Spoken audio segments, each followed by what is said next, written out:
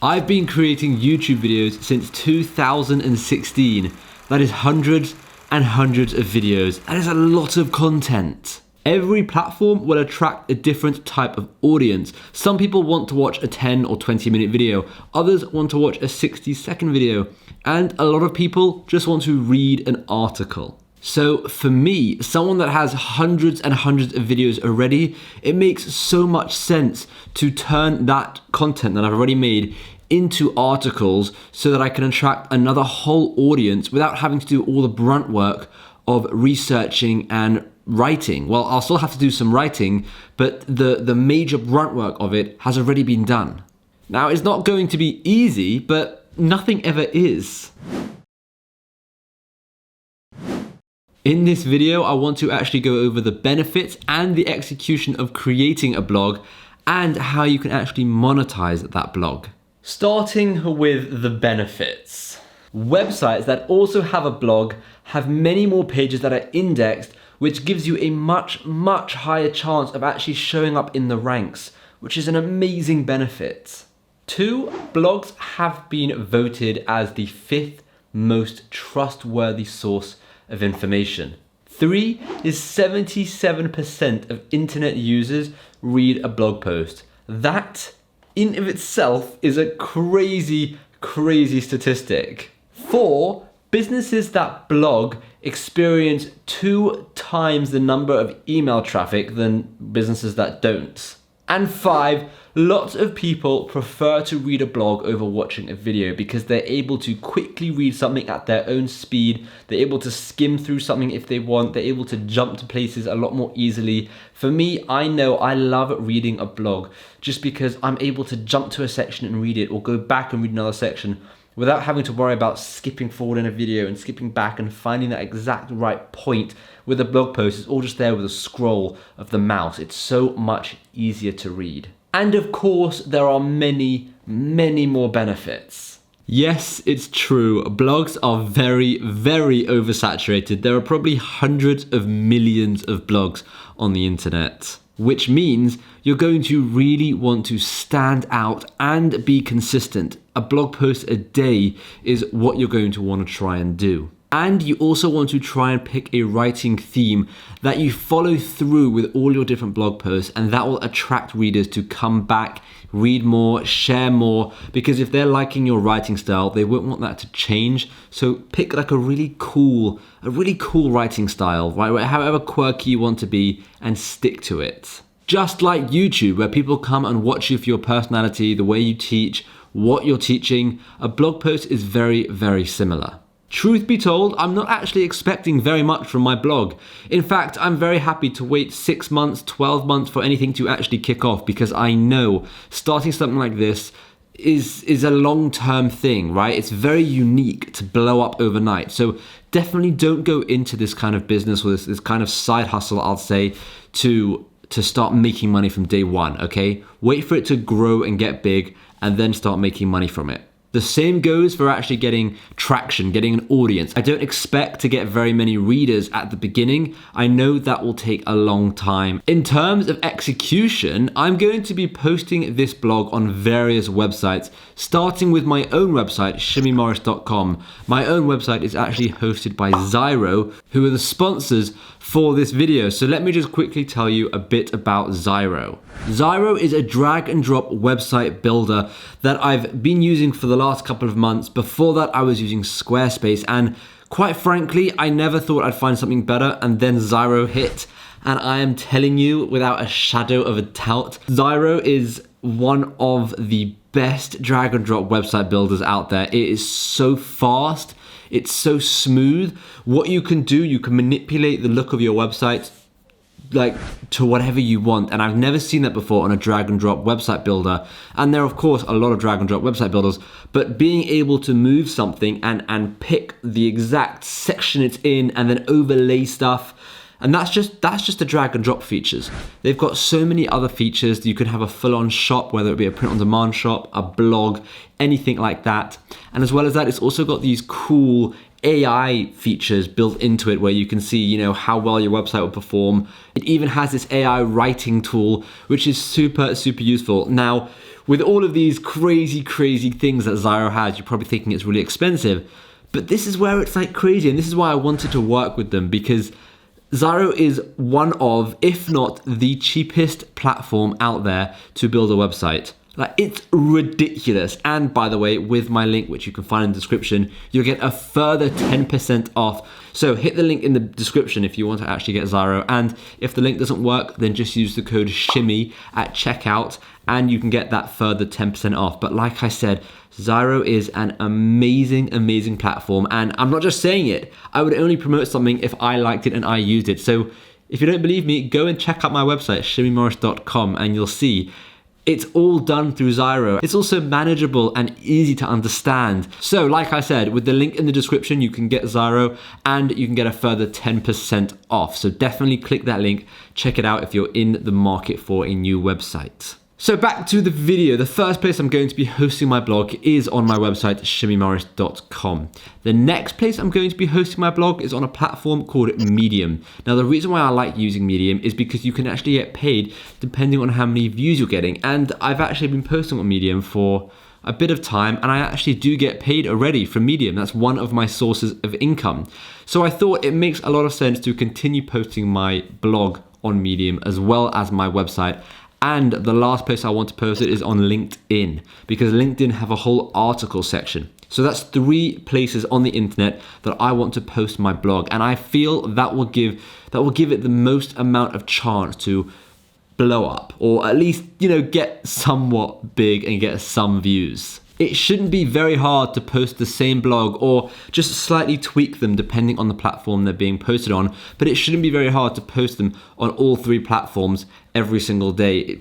If a blog takes you about 3 hours, it'll take you about 10 minutes to kind of change it a bit if need be to post it on that certain platform. In terms of promoting this blog, that will be done mainly on social media, with Pinterest taking the lead for probably one of the best social media platforms for this type of thing. I've really been enjoying Pinterest. I've been getting a lot of clicks. It's been showing that it really works, and I am going to be making more videos on Pinterest just so I can show you the process. But Pinterest is going to be the main traffic source to drive people to my blog. Personally, I don't think Instagram is going to bring in that much traffic, just because people are looking at a photo or watching a 60-second or a 30-second reel. I don't think that would translate to them leaving Instagram, going to a website and reading a blog for 5 to 10 minutes. Sometimes it baffles me when people promote their blogs on Instagram. It just doesn't make sense.